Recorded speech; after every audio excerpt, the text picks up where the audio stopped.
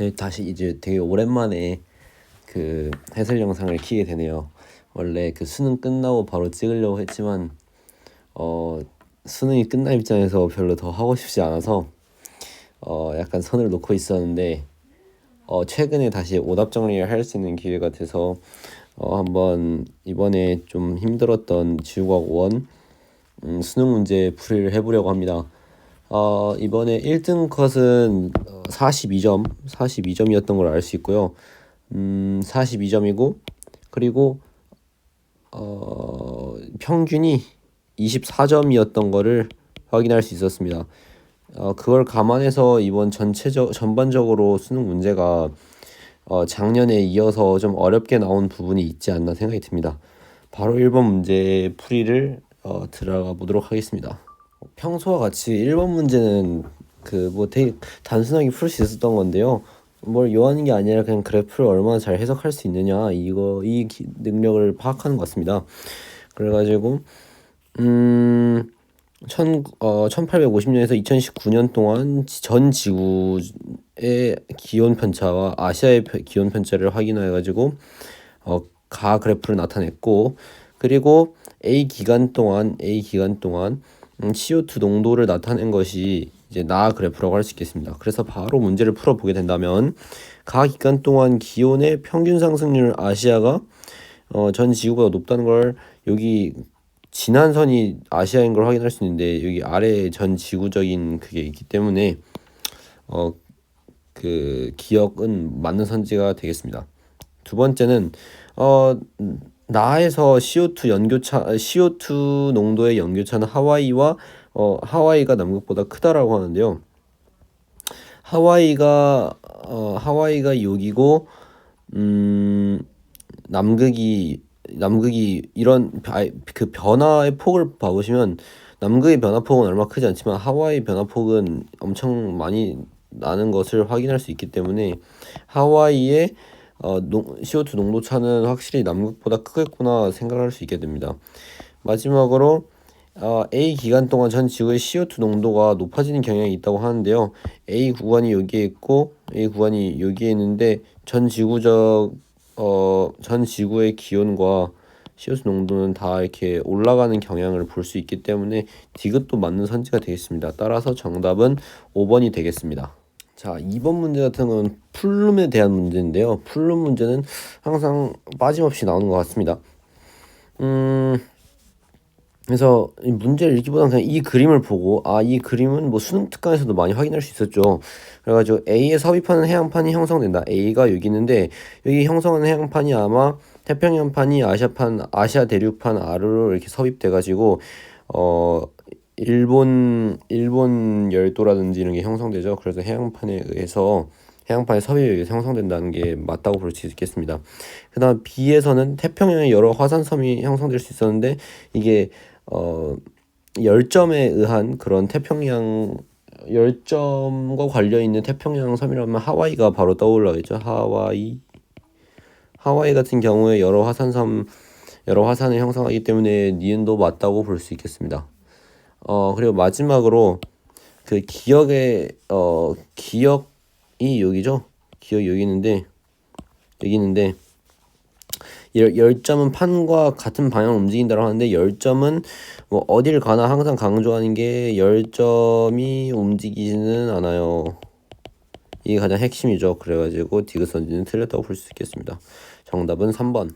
자, 4번 같은 경우에는 특이은하 부분에서 뭘 보여줬죠? 특이은하인 이유는 그러니까 전파로 측정했을 때는 이렇게 나오고 가시광선을 했을 때는 이런 결과가 나오는데, 그럼 바로 저희가 떠올려야 되는 게 전파은하죠. 전파로 측정했는데 이런 Z와 로브가 나왔다는 것은 전파은하인 것을 갖고 있습니다. 그래서 근데 전파은하의 특징 중에서 전파은하의 특징은 가시광선을 봤을 때 타원은하가 나오는 것이죠. 이게 특징입니다. 근데 나선파를 갖고 있다 말이 안 되죠. 그래서 X. 대부분 별은 A0인 별보다 표면 온도가 낮습니다. 그 타원 은하 자체의 특징으로 또 온도가 낮은, 그러니까 만도, 확실히 A0면 만도니까 만 켈빈보다 낮은 애들이 모인 것이겠죠. 그래서 표면보다 낮다. 그래서 니은 만선지가 되겠고, 기억은 암흑 물질이라고 하는데 암흑 물질은 저희가 전파로 이렇게 확인할 수 있었으면 신기했겠죠. 그래가지고 이것도 틀린 선지가 되겠습니다.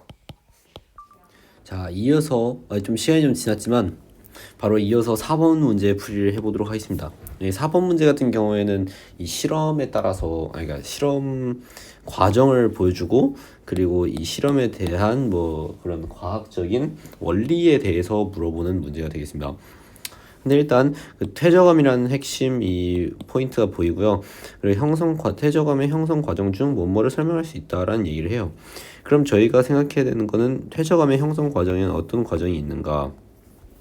그러면 퇴적암이 형성될 때 어떤 작용이 일어나냐면 다짐 작용과 교결 작용이 일어납니다. 이거 두 개 일단 써놓고 시작해 보도록 하겠습니다. 입자 크기가 2m인 뭐 이렇게 원통을 넣고 그리고 물의 높이가 퇴적물의 높이와 같아지도록 한 다음에 물을 추출한다. 네. 그리고 원판을 한 개 이용해 가지고 퇴적물을 압축시킨다. 이 압축시킨다라는 부분에서 저희가 어떤 과정인지 알아낼 수 있을 것입니다. 여기 다짐 작용이라는 것이 압력에 의해서 다져진 상태로 그 공극의 크기를 줄이는 과정이 다짐 작용 아니겠습니까? 그래서 다짐 작용 기억 같은 경우에는 다짐 작용임을 알 수 있습니다. 다짐 작용. 그래서 기억 선지를 보면 바로 다짐 작용에 대해서 나와 있기 때문에 기억 맞는 선지가 되겠습니다. 아닌 건 일단 지워주고 다음 그 물의 높이가 퇴적물의 높이와 같아질 때 추출하고 그 부피를 측정한 게 이제 이 표가 되겠죠. 이걸 계속 과정을 반복한 게 이 표가 된 건데 그러면 이런 그림을 보여준 거죠. 이런 그림에서 여기 원판을 이렇게 겹겹이 쌓아서 올려가지고 그 물을 계속 이렇게 빼내는 건데 나 과정에서 원통 속에 있는 물은 220ml이다 라고 하는데 제가 봤을 때 나 과정에서는 그러니까 원래 나 과정에서 추출된 물은 추출된 물이 100ml니까 원래 있었던 250ml에서 100ml를 뺐을 때 150ml가 남아 있어야 된단 말이죠. 그래서 220ml는 222.5ml는 틀린 선지가 되겠습니다. 그냥 250에서 100을 빼면 되는 간단한 문제였던 것이죠. 그래서 222.5ml는 틀린 것이고 원형판의 개수가 증가할수록 단위 부피당 퇴적 입자의 개수가 증가한다고 하는데 이게 무엇이냐면 밀도에 대해서 물어보는 거예요. 뭐뭐 부피당 이렇게 나와가지고 이렇게 입자의 크기를 보면 얘는 밀도 얘기를 하는 건데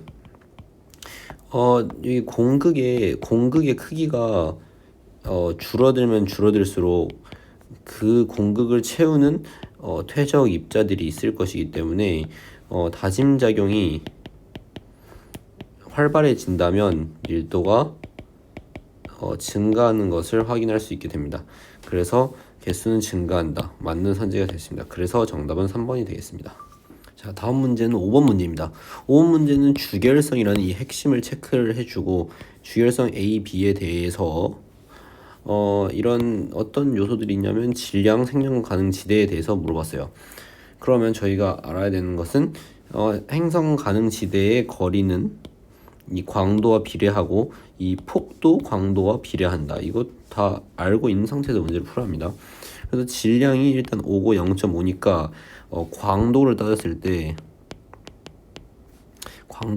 때 주결성이기 때문에 A가 훨씬 더 밝다는 걸 알 수 있습니다. 그러면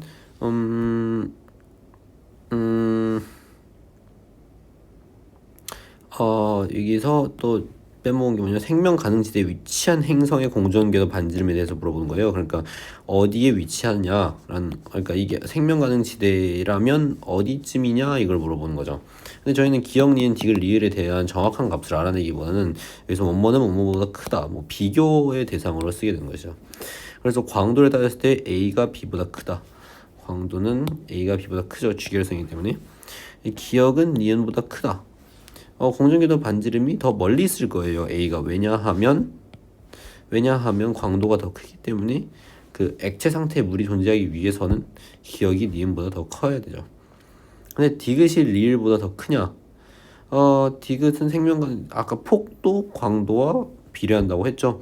그래서 생명가능지의 폭도 이게 디귿이 리을보다 큰데 디귿은 리을보다 크다. 네, 맞는 선지가 되겠네요. 그래서 정답은 5번이 되겠습니다. 자, 바로 6번 문제로 넘어가도록 하겠습니다. 여기서 뭐라 했냐면 해양판이 섭입된 모습을 이렇게 보여줬고 그런 다음에 각각 마그마 생성 분출 지역 중에 하나이다라고 하는데 그러면 뭐 이거 자주 본 그림이죠 이거. 그래가지고 바로 문제 풀어보도록 하겠습니다. A는 주로 조립질 마그마가 형성되는데 여기는 겉 표면에 있기 때문에 빠른 냉각 속도를 갖고 있어요. 그래서 세립질이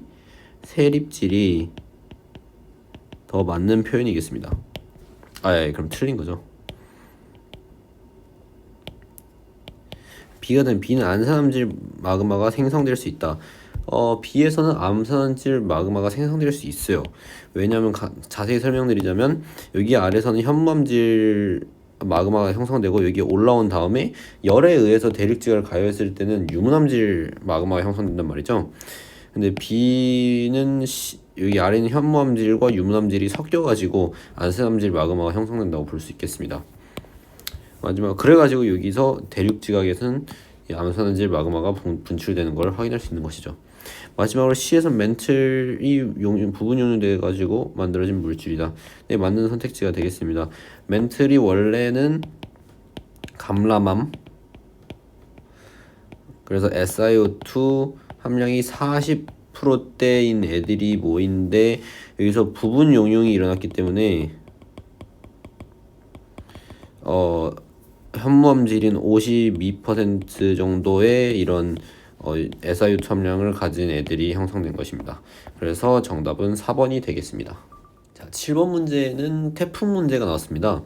그래서 지상 1기도의 태풍 이동 경로를 찍고 강수량, 그러니까 이동 경로는 이게 될 것이고 태풍 강수량은 얘가 될 것이네요. 그래서 바로 물어보겠습니다. 바로 문제를 풀어보도록 하겠습니다. 풍속 A 지점은 B 지점보다 크다. 그럼 이거는 위험 반원이냐 안전 반원이냐? 위험 반원은 여기를 이동 방향을 기준으로 위험 반원은 이쪽 오른쪽에 있고 안전 반원은 왼쪽에 있는 것이죠. 그래가지고 풍속은 그러면 안전 반원이 훨씬 더 느리기 때문에 A 지점 B 지점보다 크다. 약간 틀린 선지가 되겠습니다. 그래서 틀렸다고 표시한 다음에 공기의 연직 운동은 C 지점이 D 지점보다 활발하냐 이걸 물어보는데요. 연직 운동에 의해서 구름이 형성되는 걸 여러분 알고 계실 거예요. 연직 운동에 의해서 구름이 형성되는데 그 구름 형성이 많이 되면 많이 될수록 연직 운동이 많이 발달해가지고 되면 강수량이 높은 걸 확인할 수 있어요. 그러면 상대적으로 강수량이 높은 곳이 C 지점이기 때문에 연직 운동은 C 지점이 더 활발하다고 볼 수 있겠습니다. 그래서 연직 운동은 C 지점이 D 지점보다 활발하냐? 그러면 맞다고 봐야겠죠. 마지막으로 C 지점에서 남풍 계열의 바람이 분다. C 지역에 남풍 바람의 계열이 분다. 근데 저기압이니까 이렇게 해서 불어 들어가는 경우가 있겠죠. 태풍의 눈 쪽으로 이런 근데 확인을 해보시면 이거는 남풍 계열이면 남쪽에서 불어 들어와야 되는데 이거는 북쪽에서 불어 들어오기 때문에 이건 북풍 계열이 되겠습니다. 그래서 디귿은 틀린 선지가 되겠습니다. 자, 태풍 문제에 이어서 바로 온대저기압 문제가 나와버립니다. 온대저기압이 이렇게 있고 3시간 간격을 촬영을 했을 때 번개 분포 1시간씩 분포가 어떻게 되는지 확인하는 문제였습니다. 근데 일단 번개는 뇌우에서 형성되는데 뇌우는 이런 이런 저군형 구름에서 형성되는 게 뇌우입니다.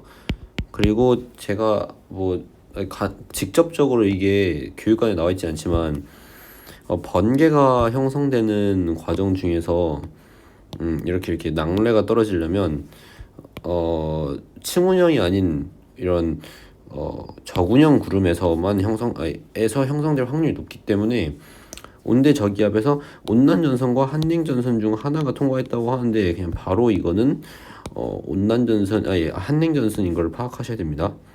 그러면 그리고 또 하나 힌트를 얻을 수 있는 게 뭐냐면 약간 이런 모양으로 결을 갖고 있기 때문에 한냉전선일 가능성이 있겠구나라는 걸 생각하면서 문제를 푸시는 게 좀 답이었던 것 같습니다.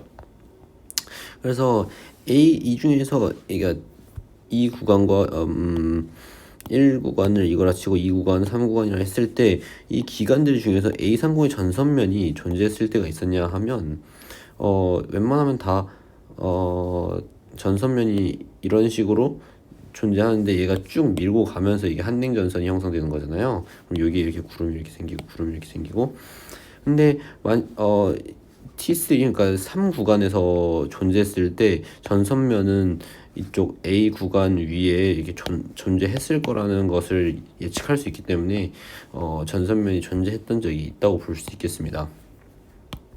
맞는 선지가 되는 것이고 T2에서 3 동안 저군형 구름을 발생하였다 하는데 제가 아까 설명드렸다시피 이런 번개가 포착되기 위해서는 이건 번개의 포착을 발견하기 위해서는 저군형 구름이 형성돼야 합니다. 그래서 맞는 선지가 되겠고 이 전선이 통과하는 동안 AN 풍향은 시계 반대 방향이라고 하는데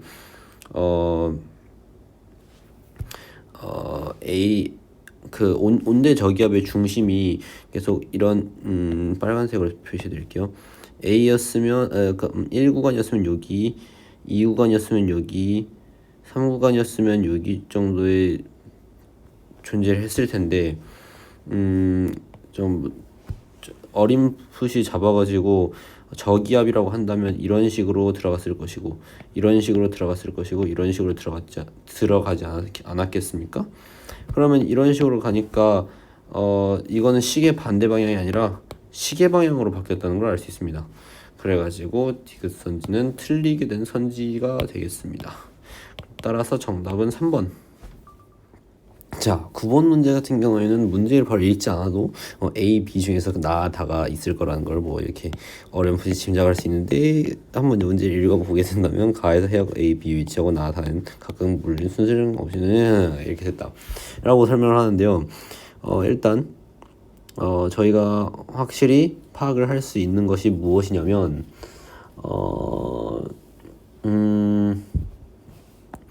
온도 같은 경향은 확실히 찾기가 용존산소량보다 온도가 훨씬 더 쉬운 게 뭐냐면 구별할 수 있는 부분이 뭐냐면 내려가다가 올라오면서 꺾이는 게 있으면 이렇게 꺾이는 부분이 있으면 이것은 온도일 가능성이 낮은 것입니다. 용존산소량이 어떻게 보면 이런 추이를 갖고 있어요. 그래서 점선이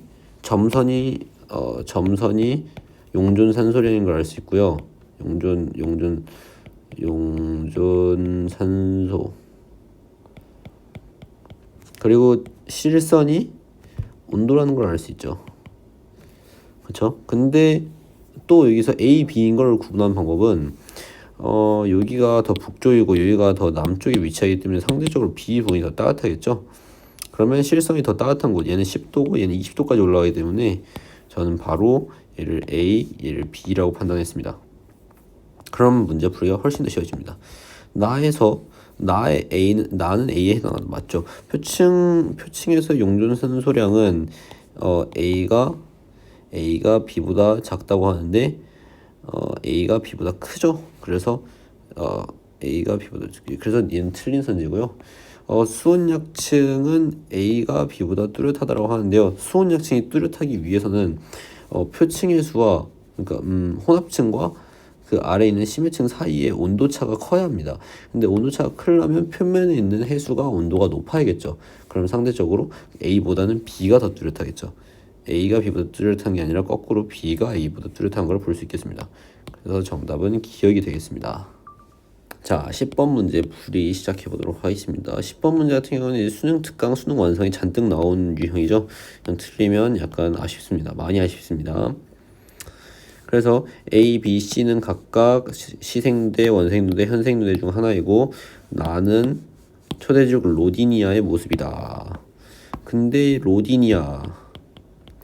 로디니아라고 한다면 얘는 12억 년 정도 전에 형성되었기 때문에 원생누대라는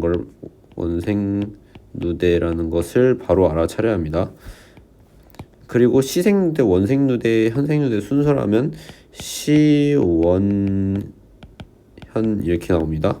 그렇죠? 그래서 저는 이렇게 시원하다라고 외우긴 했는데, 하지만 여기서 낚시 포인트가 뭐냐면 길이는 원생누대가 더 길다는 것. 그래서 가장 긴 A는 원생누대가 될 것이고요. 그 다음에 시생누대, 그 다음에 현생누대인 걸 알 수 있겠습니다. 그쵸? 네, 로니디아는 원생누대, 네, 그쵸? 잘 확인했죠? 그래서 A는 원생누대가 맞게 되겠죠. 나는 A에 있는 대륙판에 포함한다고. 나는 A 원생누대가 A 맞죠? 그래서 니은도 맞는 선지가 되겠고요. 다세포 생물은 B에 형성됐다는데, 이때는 스트롱아톨라이트인 단세포 생물이 형성되었기 때문에 다세포 생물은 이제 원생누대부터 에디아카라 동물군인가 거기서부터 나오게 됩니다. 그래서 정답은 4번이 되겠습니다. 자, 11번 문제는 가완한 우주의 나이가 10만 년과 100만 년이 있는데, 10만 년일 때가 훨씬 더 100만 년에 비해 100만 년이 훨씬 더 정돈된 모습을 볼 수 있겠죠. 정돈된 거라 하면 여기가 100만 년, 얘는 아직도 얘는 10만 년일 때 진행인 모습이라고 하면 바로 문제를 풀 수 있게 되겠습니다. 그래서 가는 우주의 나이가 10만 년일 때 맞습니다. 나는 우주 배경 복사가 2.7도인데 지금 우주의 나이가 138억 년? 어이? 그쵸? 그러니까 100만 년보다 훨씬 이게 그 나이가 많은데, 그게 2.7 켈빈이라면 이때는 2.7 켈빈보다 훨씬 높았겠죠. 그래서 아니라는 걸 알 수 있고, 수소 원자핵에 대한 헬륨 원자핵의 비는 가시가 나시계보다 크다라고 하는데요. 헬륨 원자핵과 수소 원자핵의 얘기를 하게 된다면 3분이 그러니까 빅뱅 약 3분이 지났을 때 그 수소 원자핵에 대한 헬륨 원자핵의 질량비가 약 3대 1이 되었는데, 이때라고 10만 년이 지나고 100만 년이 지났다고 하더라도 이 3대 1이 변하지 않고 끝까지 3대 1로 유지하는 걸로 알아야 합니다. 그래서 정답은 1번이 되겠습니다. 약간 버벅거렸네요. 여튼 3대 1이라는 게 3분 이후에, 그러니까 지구의 나이가 3분 이후에 3분 이후 계속 유지됐다는 걸 알 수 있겠습니다. 쭉. 그래서 가식이든 나식이든 똑같이 3대 1인 걸 알 수 있는 것이죠. 12번 문제는 수온 염분 TS도에 대한 문제가 나왔습니다. TS도라고 하면 항상 꼭 나오는 문제인데, 여기가 온도, 여기가 염분, 그리고 여기가 이걸 표로 나타낸 것입니다. 그래서 ABC의 수온 염분을 따로 나타내고 기역과 니은이 기역과 니은은 서로 다른 해역의 수계이다 라고 했을 때 기역이랑 니은이 ABC 중에서 어디랑 매치가 되냐, 이걸 찾아야 되는 거 아닙니까? 일단 저희가 특징적으로 PSU를 먼저 찾아봅시다. PSU를 찾아본다면 38 PSU인 공간이 여기밖에 없어요. 그리고 얘의 온도는 거의 13도 부근인 거죠. 그래서 13도에 38 PSU, 니은이 C인 거를 확실히 단정 지을 수 있게 되겠고요. C. 그리고 기역 같은 경우에는 이렇게 넓은 폭을 갖고 넓은 폭에 그걸 갖고 있고, 넓은 폭에 10부터 그러니까 11부터 15까지, 그러니까 거의 이 구역이죠. 이 구역이 11부터 15라는 걸 알 수 있겠죠. 그리고 36 PSU, 대충 여기가 다 36 PSU인 구간입니다. 그래서 AB가 거의 이쪽이 아닌가, 기역 쪽이 아닌가 생각이 듭니다. 그래서 B는 니은에 해당하는, 아예 잘못된 말이 니은은 아예 C가 해당되는 것이죠. 그래서 아예 잘못된 걸 알 수 있고요. A와 B의 수온의 A와 B 수온에 의한 밀도 차는 A와 B의 염분의 밀도 차보다 크다. 그러니까 여기를 봤을 때 수온에 의한 염분 밀도 차는 이렇게 나오고 염분에 의한 밀도 차는 이 괄호를 보기 때문에 A와 B의 차이는 수온에 의한 밀도 차가 훨씬 더 큰 것이죠. 그래가지고 니은 선지가 맞는 선지가 되는 것입니다. 수온에 다시 읽으면 수온에 의한 밀도 차가 염분에 의한 밀도 차보다 크니까요. 크다. 그래서 이 여기에 있는 괄호와 세로 이 부분을 확인해 가지고 어떤 것이 이 수계의 밀도에 영향을 더 많이 주는 이 변화에 많이 주는지 확인하면 되는 것입니다. 그래서 그리고 마지막으로 C 수계가 서쪽으로 이동한다면 수는 B 아래로 내려간다. 근데 이거는 당연할 수밖에 없는 게 A랑 B가 기억에 해당한다면 C는 얘네에 비해서 등밀도선에 비해서 C가 밀도가 훨씬 더 크기 때문에 아래로 내려가는 게 당연한 선지가 되겠습니다. 그래서 정답은 4번 되겠습니다. 자, 바로 13번 문제 풀이를 이어서 가보도록 하겠습니다. 지금 태양 정도의 질량을 갖고 있는 친구가 원시별에서 주결성 가기 전까지의 이런 진화 과정을 반지름과 광도를 나타냈다고 해요. 그러면 저희가 원시별이 처음에 중력 수축에 의해서 계속 이렇게 작아진 모습을 볼 수가 있죠. 그 반지름이. 그렇기 때문에 C에서 B로 갔다가 A가 된 후에 주결성이 된다는 걸 알 수 있게 됩니다. 그래서 순서를 파악하게 된다면 C, B, A 순서로 이루어지겠죠. 그러면 평균 밀도는 C가 A보다 작다라고 하는데 이렇게 반지름이 O에서 같은 내용물에 거의 비슷한 내용물인데 C가 반지름이 이만큼이고 A가 이만큼인데 그러면 밀도는 A가 훨씬 더 높지 않을까라는 것을 예상해 볼 수 있게 됩니다. 그래서 C가 A보다 작다라는 것은 맞는 선지가 되겠습니다. 자, 그럼 두 번째 문제, 표면 온도는 A가 B보다 낮다라고 하는데요. 표면 온도 같은 경우에는 이제 그 반지름이 비슷했을 때 광도가 어떻게 차이 나냐라는 걸 이용해서 판단하면 될 것 같은데요. 광도가 온도의 t의 제곱, 반지름의 제곱 곱하기 t의 4승이었을 때, 그 표면 온도가 광도에 작용하는 요인이 반지름보다 큽니다. 그래서 반지름은 B가 조금 더 크더라도 A가 훨씬 더 반지름이 더 작은 A가 광도가 더 높다는 것은 온도가 A가 B보다 높다는 것이죠. 그래서 A가 B보다 낮다는 것은 틀린 선지가 되겠습니다. 마지막으로 중심부의 온도는 B가 C보다 높다라고 하는데 중력 수축에 의해서 계속 이 중력 수축이 일어나게 된다면 내부 온도가 계속 상승하는 그런 것을 볼 수 있습니다. 그래서 C보다는 B, B보다는 A가 중심부의 온도가 더 높지 않나 생각이 듭니다. 그래서 정답은 3번이라고 할 수 있겠습니다. 자, 14번 문제 같은 경우는 1월과 7월이 될 수 있는데 이것들의 그 평년이 부는 바람이 어느 것인지에 대해서 얘기를 해보래요. 제가 풀었을 때는 이걸 보고 이게 1월인지 7월인지 어떻게 아냐라는 생각을 했지만 우리나라를 봤을 때 이런 북풍계열의 바람이 부는 것을 보아하니 1월이라고 저는 생각을 하고 풀었습니다. 이 북풍계열 시베리아 기단이 확정되는 게 1월이기 때문에 겨울철이기 때문에 저는 1월이라고 판단을 하고 문제를 풀기 시작했습니다. 우리나라의 기준으로 본 것이죠. 그래서 이 바람의 평균 1월에 해당한다. 그래서 맞는 선지가 되겠고요. A와 B의 표층에는 모두 고위도 방향으로 흐른다라고 하는데 A와 B가 어디 있죠? A가 여기 있고 B가 여기 있죠? 근데 이걸 보게 된다면 A 같은 경우에는 이런 식으로 저위도로 해류가 이동하고 B에서는 이렇게 고위도로 이동하기 때문에 니은 선지는 틀린 선지가 되겠습니다. 마지막으로 디귿에서 대기 대순환에 의해서 표층 해수가 수렴한다라고 하는데 C라고 하게 된다면 C는 여기에 있죠. 이것은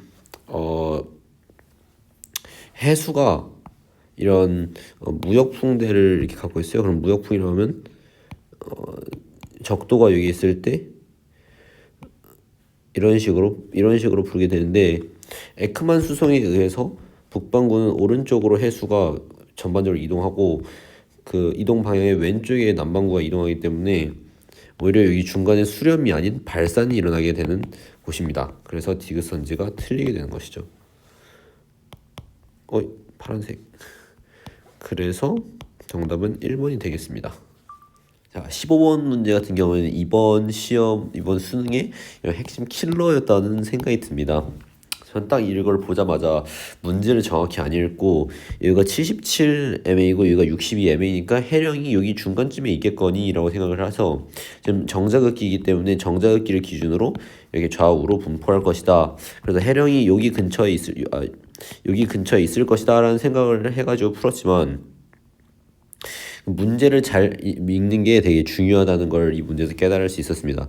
첫 번째 중요한 힌트는 현재 해양판 이동 속도는 이동 방향 남북 중에 하나이다. 그러니까 여기 중간에 해령이 존재했을 때 북쪽으로 이동하는 것도 있을 것이고 남쪽으로 이동하는 것도 있다는 것입니다. 그래서 이게 잘못된 전제라는 것이죠. 그럼 저희가 생각해야 된다면 62MA가 더 가깝기 때문에 77MA보다 해령의 위치는 이미 섭입된 상태에서 존재해야 된다는 걸 얘기해 주는 것이죠. 이미 대륙판 아래로 섭입된 게 해령의 위치다 라는 걸 깨달아야 합니다. 그 부분이 되게 생소했지만 지금 제가 듣기로는 기출문제로 2010년과 18년의 기출문제로 나왔다고 합니다. 그래서 이런 되게 당황스러운 상황에서 문제를 풀어가지고 되게 많은 학생들이 틀렸던 것 같습니다. 정답률이 이제 10%대였던 걸로 10 몇 %였던 걸로 기억합니다. 되게 난감했던 문제 중에 하나라고 할 수 있겠죠. 시험 보는 입장에선 이렇게 중간에 해령 잡고 풀었을 때 맞겠지 했지만 돌아보니 해령이 여기 아래에 있었다면 아예 문제를 틀리게 풀어버리는 것이죠. 그리고 해양판의 속도 대륙판의 속도보다 빠르다 이 전제도 있기 때문에 바로 문제를 풀어보도록 하겠습니다. A와 B 사이에 해령이 위치한다. 그래서 저는 맞다고 했지만 정답은 잘못된 거죠. 왜냐면 해령의 위치는 이렇게 표시를 해둘까요? 이렇게 대충 해령이 여기 아래 있을 것이기 때문에 그렇게 표시를 해주고요. 그 다음에는 어떤 거지? 해저 퇴적물의 두께는 A가 B보다 두껍다. 그래서 이게 퇴적물에 쌓이는 속도가 일정하다고 가정을 내려준 거죠. 그래서 나이가 더 많은 것이 퇴적물이 더 많이 쌓였다라는 것을 알려주기 위해서 그랬습니다. 해저 퇴적물의 두께는 A가 B보다 두껍다가 맞겠죠. 77MA가 62MA보다 나오니까요. 현재 A의 이동 방향은 남쪽이다. A의 이동 방향은 모두 다 남쪽을 향하고 있습니다. 그래서 이게 대륙판보다 빠르다는 걸 알 수 있으니까요. 그리고 해령이 아래 이미 내려간 것도 그걸 설명해 주는 것이죠. 그래서 남쪽으로, 그럼 현재 A의 이동 방향은 죄송합니다. 그러니까 남쪽은 이쪽이에요. 착각하시면 안 됩니다. 북쪽을 이동하고 있죠. 그래서 A의 이동 방향은 남쪽이 아니라 북쪽이 되겠습니다. 그래서 북쪽이 틀렸어요. 정답은 2번이 되겠습니다. 이 문제 되게 까다로운 문제였습니다. 잘 이게 숙지해 주시기 바랍니다. 그러니까 이 문제를 통해서 평가원이 알려주려고 하는 바는 이제 문제를 정확히 읽어라, 조건들을 정확히 활용하자. 조건이 왜 나와 있는지 우선 판단을 하고 문제 들어가는 것이, 그러니까 자료만 보고 문제를 푸는 것이 아닌 이런 설명들도 좀 봐줘야 될 자세히 봐줘야 될 것 같습니다. 자, 16번 문제 풀이 바로 들어가도록 하겠습니다. 16번 문제 같은 경우는 미리 좀 체크할 걸 체크해놨는데요.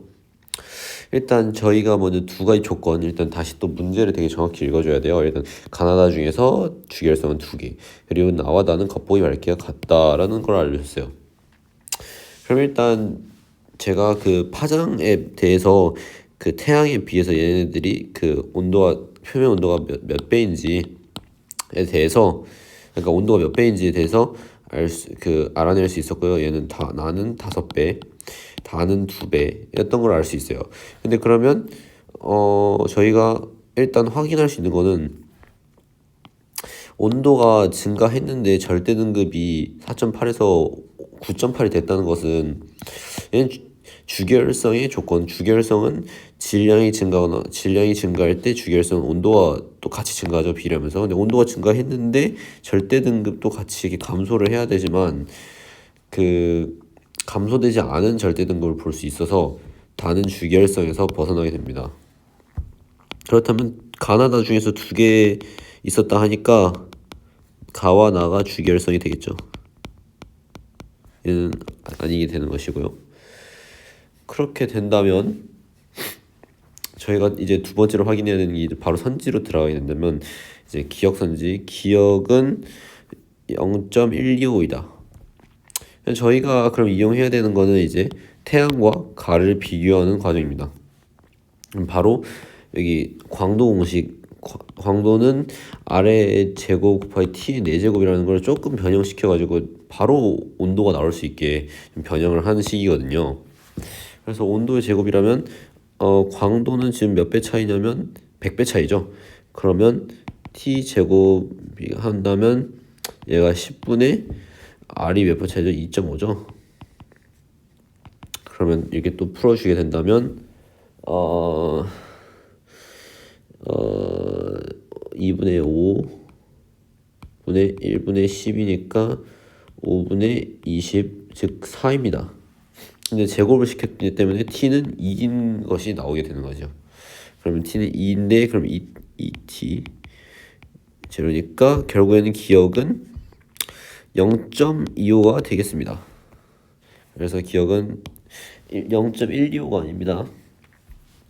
자, 나 같은 경우, 니은 선지 같은 경우에는 어떤 문제냐면 이제 CNO 반응과 PP 반응의 비율에 대해서 물어보는 겁니다. 근데 CNO와 PP가 갈라지는 것이 1800만 켈빈, 그리고 태양이 거의 그 경계에 경계에 있었던 걸로 기억하면 되겠죠.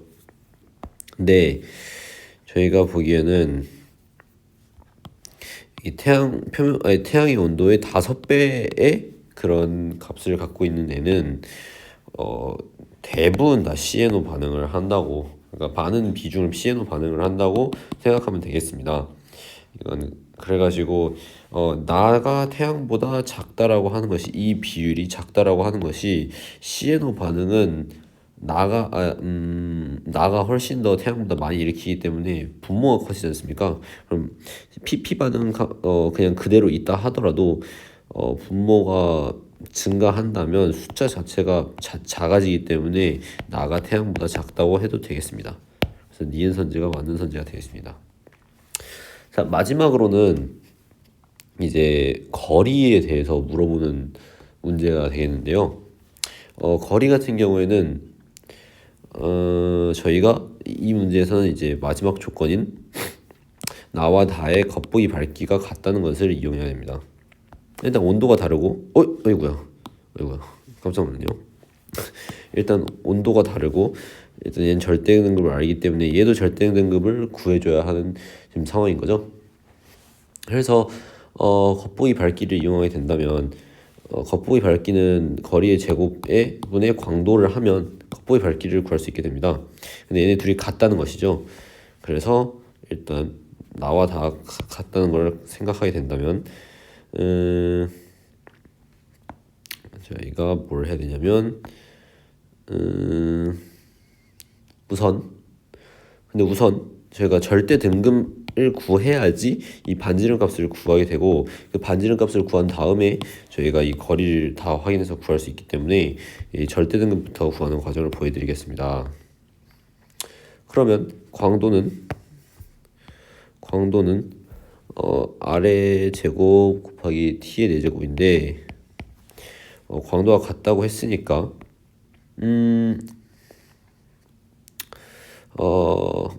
일단 반지름에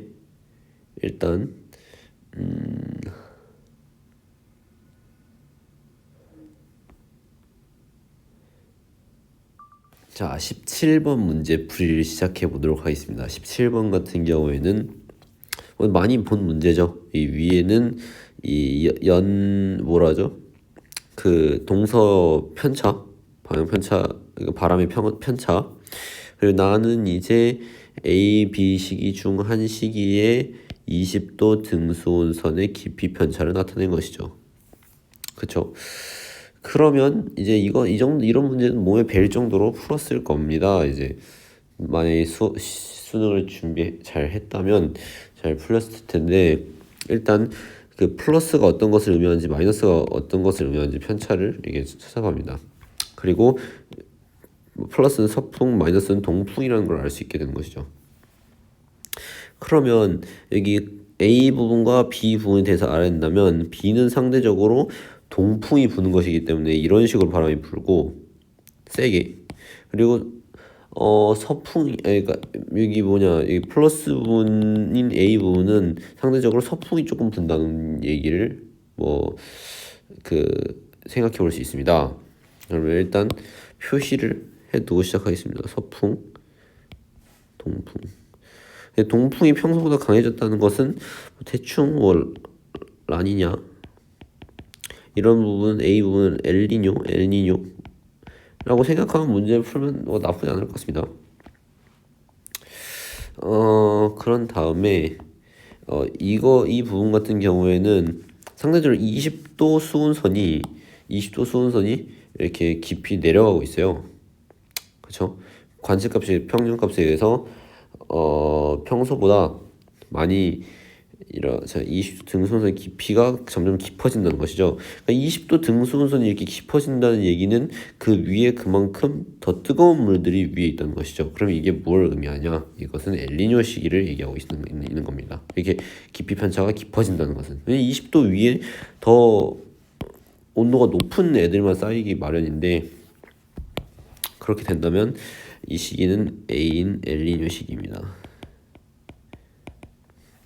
자, 바로 문제 풀어보도록 하겠습니다. 자, 그러면 나는 B에 해당하는가? 나는 A에 해당합니다. 그래서 기억 틀렸고요. 동태평양 적도 부근 해역에서 해수면 높이는 B가 평년보다 낮다. 근데 B가 무엇이냐? B가 라니냐죠. 그러면 동태평양의 해수면 높이가 평년보다 낮죠. 어이구야, 너무 세게 쳐버렸다. 낮죠. 왜냐하면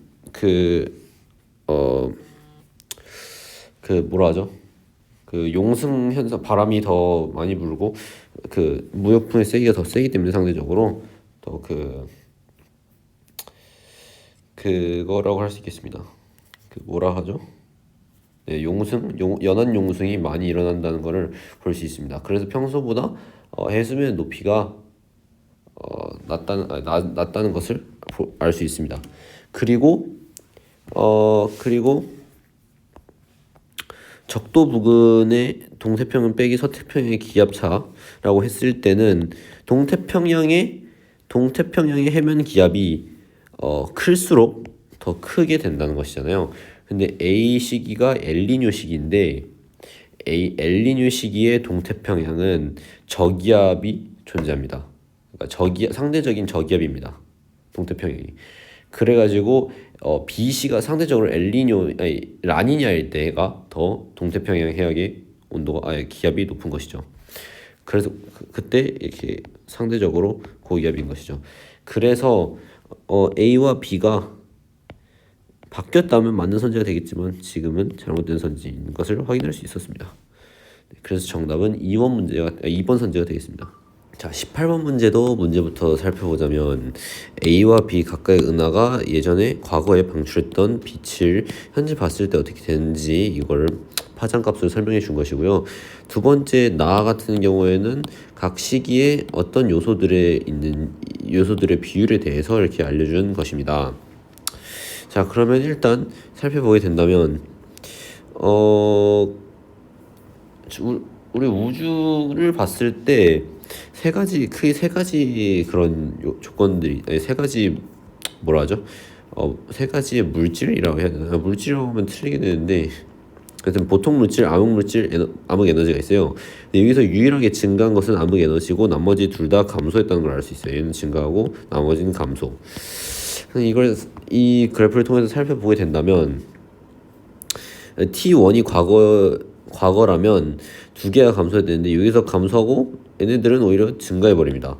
그래서 따라서 T2가 더 과거가 되겠고요. 얘가 더 과거. 그런 다음에 T2에서 T1으로 이동했을 때는 증가, 감소가 되네요. 그쵸? 그러면 증가한 것은 무조건 암흑 에너지가 되는 것이고요. 상대적으로 질량이 더 많이 비율이 더 높았던 암흑 물질이 여기서 되는 것이고, 나머지 하나가 보통 물질이 되는 것이죠. 그쵸? 그렇게 된다면 일단 T1이 이제 T1이랑 T2가 어떤 것에 대응되는지 A와 B에 이걸 살펴봐야 되는데, 우선 기억선지부터 풀 수 있을 것 같아가지고 A 속도의 후퇴 속도, A 은하에 대한 후퇴 속도를 뭐라 하죠? A 관측된 후퇴 속도라고 해야죠. 라고 하게 된다면 저희가 후퇴 속도를 구할 때는 여기서 좀 람다 제로분의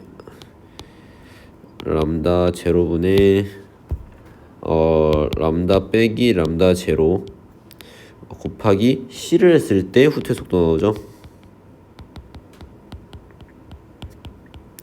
그러기 때문에 저희 기준 파장이 120이고 관측 파장이 132 빼기 120이니까 얘가 10분의 1이 나오겠네요. 그럼 빛의 속도가 지금 3 곱하기 10의 5승이니까 여기에다 곱하기 10분의 1을 하게 된다면 3 곱하기 10의 4승이죠. 그럼 얘는 3만입니다. 3만 킬로미터 퍼 세크. 하지만 여기는 3000이라 했죠. 그래서 기억선지는 틀리게 되는 것입니다. 자, 그 다음은 저희가 이제 B에 그걸 봐야 되는데, 근데 지금 보게 된다면 기준 파장에 대한 관측 파장을 봤을 때 차이가 훨씬 더 크죠. 그러면 적색 편의량이 큰 것이기 때문에 오히려 더 과거에서 관측에서 나온 빛이 관측된 것이라고 생각해도 되겠습니다. 그러면 얘가 만약에 A가 만약에 3만 킬로미터 퍼 세크라고 했으면 B는 3만 킬로미터 퍼 세크보다 훨씬 높은 거겠죠.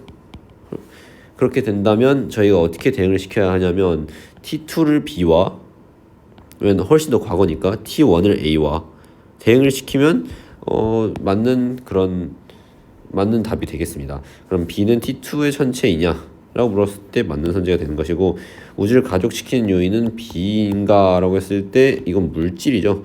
그럼 B가 아니고 A라고 해야지 맞을 것 같습니다. 그래서 정답은 니은이 되겠습니다. 니은 선지인 2번이 되겠습니다.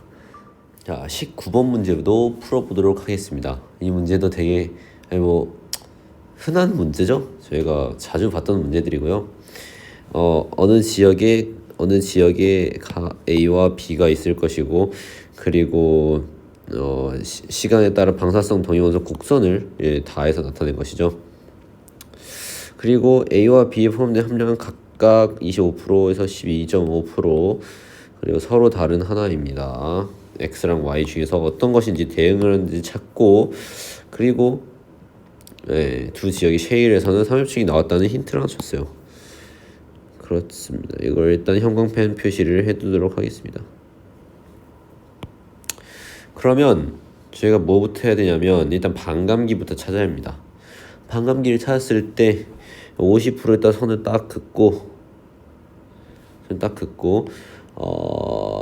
일단 얘 같은 경우에는 Y 같은 경우에는 0.5억 년, X 같은 경우는 1억 년. 이게 표시를 좀 해주면 좋습니다. 1. 그쵸? 그런 다음에 25%가 어디에 있는지, 25%는 대강유기에 있을 것이고, 그쵸? 12.5%는 어디에 있을 것이냐? 12.5%는 여기에서 여기 겹치는 곳, 여기서 겹치는 곳, 이렇게 있을 것입니다. 조금만 올릴게요. 여기서 이 딱 겹친 선 여기 이쪽이 되겠습니다. 그쵸? 그럼 작게 표시를 해주면 또 더 좋을 것 같아요. 25, 12.5. 그런 다음에 저희가 확인해야 될 것이 무엇이냐면 일단 여기에는 여기랑 다르게 여기 기저여감이 있고요. 기저여감. B에서는 기저여감. 그리고 여기는 포회감이 있어요. 근데 그렇게 된다면, 그러니까 쉐일 같은 경우에는 동일하게 형성된 것이기 때문에 나이로 A와 B의 나이를 구분하자면 포회감이 들어있는 쉐일에 포회감이 있는 화강암이 훨씬 더 나이가 적은 거겠죠. 기저여감은 기존에 있었기 때문에 기저여감이 형성된 거고요. 어떻게 보면 부정암 뭐 이런 것이죠. 그럼 B가 나이로 따졌을 때 B가 A보다 많다, 이걸 확인할 수 있게 됩니다. 그렇죠? 그렇게 된다면 이거에 대응되는 것이 어떤 것이 있느냐를 찾아봐야 합니다. 일단은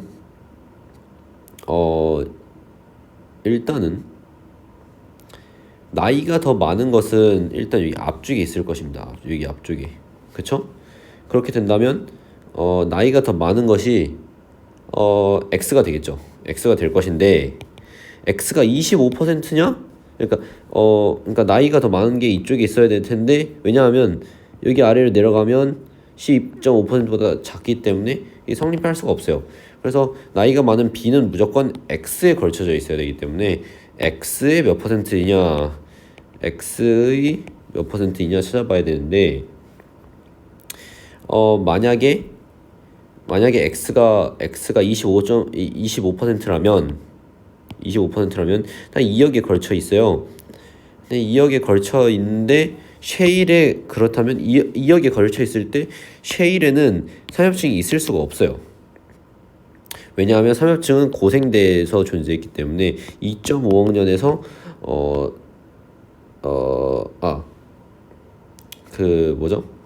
고생대가 존재했던 게 6억 년쯤에서 2.5억 년까지잖아요. 2.5억 년까지. 근데 2억 년이 25%가 된다면 2억 년이 돼버리기 때문에 쉐일에서 삼엽층이 나올 수가 없어요. 그래서 무조건 12.5%로 귀결이 되고, 그럼 반대로 Y의 25%가 되겠네요. 이걸 잡고 문제를 풀기 시작해야 합니다. 그러면 가는 관입인가? 근데 포회감이 들어있기 때문에 관입돼서 나중에 생성된 것이 가의 그런 화강암 A가 되는 것이고, 그리고 B에 포함되어 있는 방사성 원소는 X인가? 이것도 맞는 선지가 되겠습니다. 그러면 디귿 같은 경우는 어떻게 되느냐? 방사성 동위 원소 함량을 1이냐고 물어봤을 때 현재부터 1억이잖아요. 근데 1억이었을 때는 이걸 반감기로 확인해 줘야 됩니다. 1억이 지났을 때는 X는 반감기가 딱 한 번 지나고 Y는 반감기가 2번 지나게 됩니다. 그렇죠? 근데 화강암 A와 B를 포함했을 때 Y 같은 경우에는 2번 0.5억 년이었기 때문에 2번이 지나게 된다면 1억 년 후 6.25%가 될 것이고, X 같은 경우에는 25%면 X 같은 경우에는 이미 12.5%인데 1억 년 뒤에는 그러면 똑같이 6.25%가 되겠네요. 그렇죠? 그러면 이 함량이 6.25%분의 6.25%이기 때문에 1이 나오는 게 맞는 것이 되겠죠. 그래서 정답은 5번이 되겠습니다. 자, 20번 선지는 제가 따로 시험지에서 푸는 것이 아닌 다른 좀 연습장에서 푸는 걸로 하겠습니다. 왜냐하면 그림 그릴 게 좀 많기 때문에 여기서 풀어보도록 하겠습니다. 일단 기억 니은 선지, 이제 이 문제가 되게 난감했던 문제 중에 하나라고 할 수 있겠는데요. 아이고야. 이거 전 되게 난감했던 문제 중에 하나인데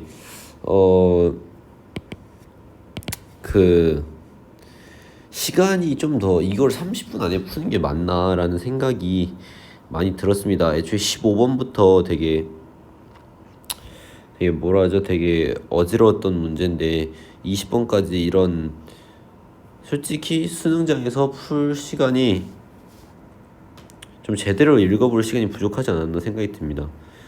제가 지금 펜스를 떨어뜨려가지고 잘 되고 있나 걱정이네요. 이게 요즘 비싸가지고 고장나면 마음이 아픈데. 여하튼 기억 니은 선지까지는 맞게 풀었는데 디귿 선지를 못 풀어가지고 찍은 경우가 굉장히 많았습니다. 그래서 지금 일단 기억 니은 선지부터 빠르게 지금 풀어드리도록 하겠습니다. 우선 문제를 읽어보면 중심별의 반지름에 대하여 행성의 반지름은 20분의 1배이고 중심별 사이의 거리는 4.2배 이렇게 이런 식 현상이 끝난 후에 뭐 어떻게 되는 것이다 이렇게 하는데 그쵸. A가 여기 있죠. 식현상 딱 끝난 후에 A가 나타나죠. 그러면 이 중심별 상대별 밝기에 대해서는 저희가 그 행성 이 중간에 있는 중심별에 대한 이 행성의 그 반지름을 알면 되는데 여기서 그냥 문제에서 바로 알려줬죠. 그래서 그냥 바로 계산을 하면 됩니다. 반지름의 제곱 그 파이 넓이 원의 넓이가 구할 때 파이 r 제곱을 이용하잖아요. 근데 파이는 같은 그 똑같이 중심별도 파이가 들어가기 때문에 그걸 약분시키면 파이를 무시한 상태에서 20분의 1r 곱하기 20분의 1r 20분의 1r 하면 이게 400분의 1r 제곱이 됩니다. 근데 r 제곱도 그쪽이랑 똑같기 때문에 약분해 줬다 했을 때 이걸 100분율로 바꿔야 되니까 400분의 1 곱하기 100을 하면 4분의 1이 됩니다. 근데 4분의 1이 그 밝기가 아니라 4분의 1만큼 감소가 된다는 것이죠. 그래서 얘를 바꾼다면 0.25가 되는 것인데 그러면 100%였을 때 빼기 0.25% 하게 된다면 얘는 99.75%가 나오게 됩니다. 그래서 실제 밝기에 이만큼 상대적 밝기의 99.75% 기억은 맞는 선지가 되겠습니다. 두 번째, 제가 이걸 그려봤어요. T1, T2, T3, T4가 어디인지. T1, T2, T3, T4 T1, T2, T3, T4 그리고 T5는 다시 원점으로 돌아오기 때문에 관측자가 위에 있을 때 이런 식으로 나타난다 하는 걸 그릴 수 있었어요. 그래서 근데 지금 T2에서 T3 동안 스펙트럼의 흡수선 파장이 어떻게 바뀌느냐, 점차 길어진다라고 얘기를 하죠. 일단 여기서 보면 T2일 때, T2에 위치하고 있을 때 이 중심별, 그러니까 저희가 스펙트럼 관측할 때는 중심별을 보잖아요. 근데 중심별은 청색 편의로 제일 빠르게 가까워지고 있는 시기입니다. 근데 점점 이게 감소하면서 이 적색 편의형이 0이 되는 것이죠. T3 오면서 이렇게 오는 과정 중에. 그렇기 때문에 지금까지 여기서 여기까지 중심별이 이동하는데 스펙트럼 변화는 계속 청색 변이를 유지하고 있지만 이쪽에서 빨리 들어오는 속도에 비해서 여기는 적게 움직이기 때문에 적게 앞뒤로 움직이기 때문에 스펙트럼 흡수는 점차 T2일 때에 비해서는 길어진다는 걸 볼 수 있습니다. 그래서 니은 선지도 맞는 선지가 되겠습니다. 일단 여기까지는 다들 잘 풀었을 겁니다. 그러니까 디귿 선지가 이제 문제가 되는 것이기 때문에 제가 이제 그림 하나 그려와서 다시 이어서 문제풀이를 해보도록 하겠습니다. 자, 이제 20번 디귿 선지를 설명해 드리도록 하겠습니다. 디귿 선지를 사실 제 힘으로 완전하게 제 힘으로 풀기는 좀 힘들었습니다. 그래서 약간 여기저기서 정보를 좀 찾고 선생님들께 좀 여쭤보고 아니면 또 유튜브에 올라와 있는 다른 선생님들 거를 좀 참고해서 좀 문제를 풀어봤는데 이게 도움이 될지 잘 모르겠습니다. 일단 그림은 이렇게 그려졌고요. 어떤 얘기냐면 일단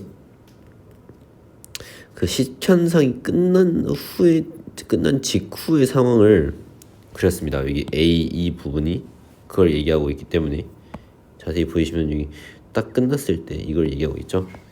T1 딱 끝나고 관측자 입장에서 여기에 그 중심별이 있었을 때 여기에 행성이 있었습니다. 딱 식현상이 끝난 상태죠.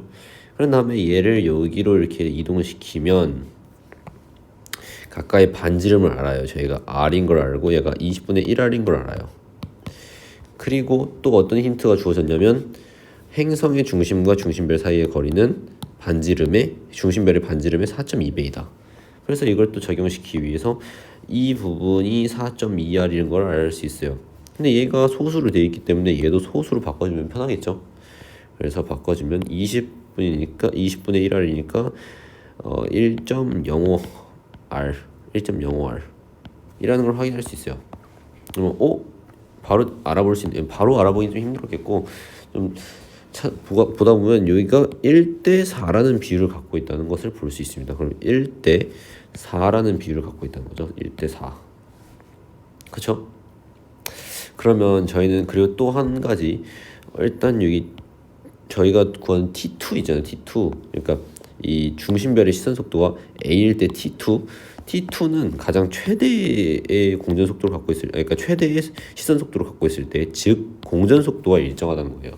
그럼 어디서든지 이 접선에 맞춰 가지고 이걸 그리게 된다면 다 T2의 속도로 이동한다는 걸 알 수 있습니다. 그래 가지고 여기에 저도 T2를 하나 이렇게 쫙 그어줬습니다.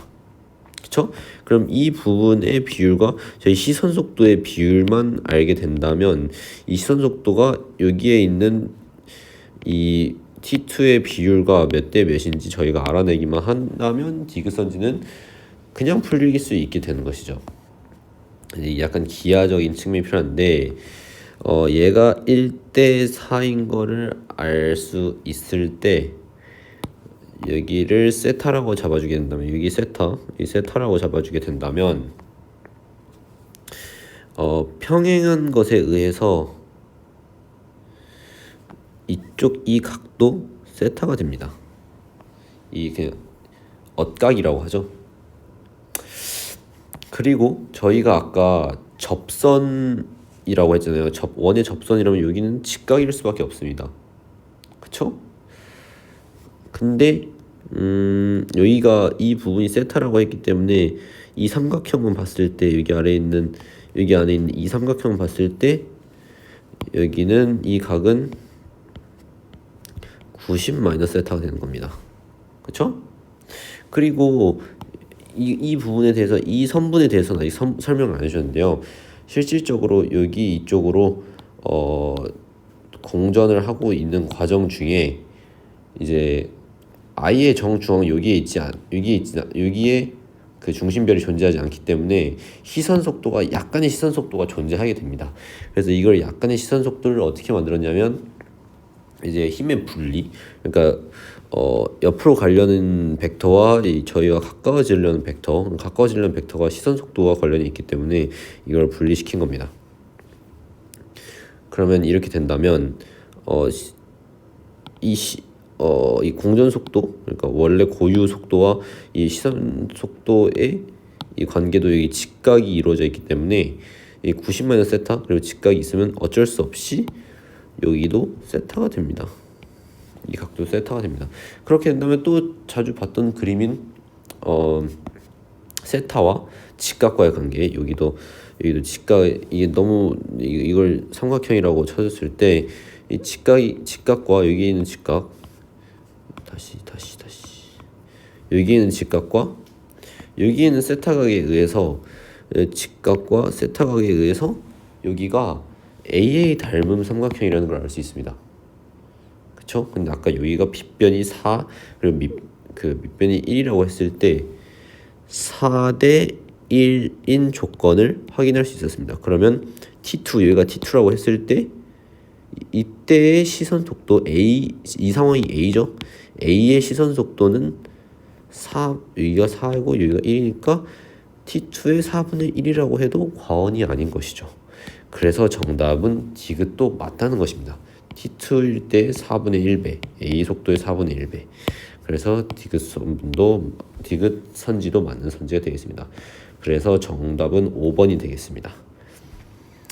이번 해설이 좀 늦어가지고 도움이 될지 모르겠지만 제가 학교에 가서도 그러니까 올해 나오는 모의고사들도 그 지원 G2 관련된 문제라면 꼭 한 번씩 다 풀어보면서 해설을 해보려고 노력을 해보겠습니다. 네, 그 추가적인 질문이 있다면 저도 생각해 볼 수 있는 기회를 댓글에 남겨주시면 감사하겠습니다. 수고하셨습니다.